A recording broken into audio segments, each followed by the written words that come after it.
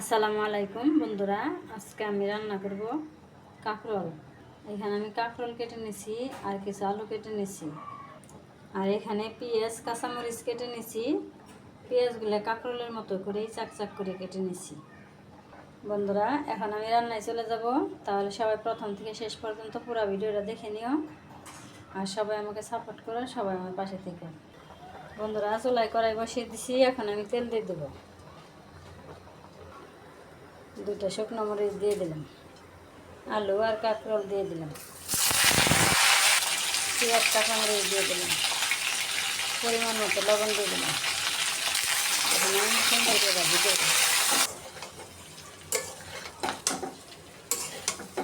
এই আমার কাঁকরোল ভাজিটা হয়ে গেল, এখন আমি নামিয়ে নেব। এই দেখো বন্ধুরা, কত সুন্দর করে কাঁকরোল ভাজি করলাম।